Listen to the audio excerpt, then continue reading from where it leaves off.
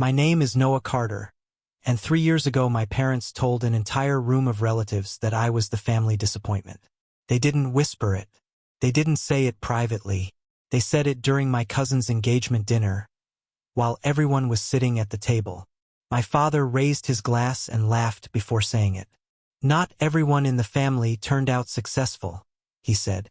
"But at least Noah is trying."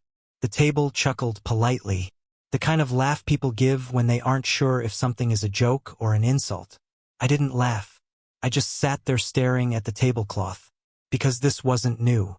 4 years my parents had compared me to my older brother, Daniel. Daniel was the perfect one. Straight A student, corporate job, brand new car before he turned 30. Meanwhile, I had dropped out of college and was working night shifts at a warehouse. At least, that's what everyone thought. What none of them knew that night was something important. I wasn't failing. I was building something. And in less than a year, the same people who laughed at that dinner would be calling me, asking for help. Growing up, my parents always had a very clear picture of what success looked like. College degree, office job, stable salary. Anything outside of that plan was considered risky or irresponsible. Daniel followed the plan perfectly. I didn't. When I was 19, I dropped out of my business program halfway through my second year. Not because I was lazy, because I had discovered something else. Online businesses. E-commerce, specifically. At first, it was just curiosity. Watching videos, reading forums, testing small ideas. But eventually I realized something. If it worked, it could change everything. The problem was, when I told my parents about it, they reacted like I had just announced I was quitting life entirely. My mom looked horrified. "You left college for internet sales?" My father didn't even try to hide his disappointment. "That's not a real career." From that moment on, the label stuck. The kid who wasted his potential. The kid who gave up on college. The family embarrassment. Eventually, I stopped explaining. Sometimes silence is easier than arguing with people who already decided who you are. The first 2 years were brutal. I won't pretend they weren't.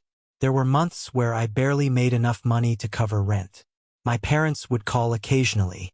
Every conversation ended the same way. "You can still go back to school. You're too smart to waste your life like this." I would just say, "I'm working on something." But they didn't understand that working on something sometimes means failing repeatedly until you figure it out. And I failed a lot. Products that didn't sell. Websites that never got visitors. Marketing campaigns that burned through my savings in days. But every failure taught me something. And slowly, very slowly, things started to change. The turning point happened almost by accident. One night around 2 a.m., I was researching trending products online. That's when I noticed something interesting. A specific type of ergonomic desk accessory was suddenly gaining attention. Search traffic was exploding, but the market wasn't saturated yet. Most people would scroll past something like that. I didn't. Within 2 weeks, I had built a simple online store around the product. Nothing fancy, just clean design and clear messaging. The first week, nothing happened. The second week, still nothing. Then on a random Thursday morning, I woke up and saw something strange. Orders. 3 of them. Then 5. Then 12. By the end of the day, 42. It was the first time something actually worked. And once it started, it didn't stop. 3 months later, my store was generating more money in a week than my warehouse job paid in 2 months. But I didn't tell anyone. Not my parents. Not my relatives. Because something about that dinner kept replaying in my mind. My father's voice. Not everyone turned out successful. For the first time in years, I wasn't angry about it. I was curious. Because I knew something they didn't. And eventually, they were going to find out. 6 months after that dinner, I got a phone call from my mother. Her voice sounded different. Tense. "Daniel is having some financial trouble." That surprised me. Daniel was the responsible one, the stable one. But then she explained. He had invested in a business partnership that went wrong. Very wrong. He was facing serious debt. My parents had already helped him as much as they could. Then she asked the question I never expected to hear. Do you think you could help a little? For a moment I didn't answer. Not because I wanted revenge, but because I was remembering something.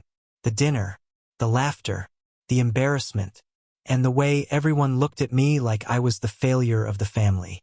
Instead of answering immediately, I said something simple. Can you come visit me tomorrow? They agreed. The next afternoon my parents arrived at my apartment. My mother looked around the place, confused, because the apartment they expected wasn't the one they saw. New furniture, large workspace, multiple monitors, boxes of inventory stacked along one wall. My father frowned. What exactly are you doing here? I turned my laptop toward them. Then I opened the dashboard. Sales numbers, revenue graphs, orders coming in live. My parents stared at the screen in silence. My father leaned closer. Is this real? I nodded. It's the business I told you about. The room stayed quiet for almost a full minute. Finally, my mother spoke. You built this? Yeah. How long? About 2 years. My father sat back in the chair slowly. Then he said something I never expected to hear from him. I thought you were wasting your life. There wasn't anger in his voice, just realization. Sometimes people only understand something after it's already proven. Then my mom carefully asked the question again. Could you help Daniel? I thought about it. Not the money, but the principle. Because for years my parents had treated Daniel like the responsible one, and me like the risk. But now the situation had flipped.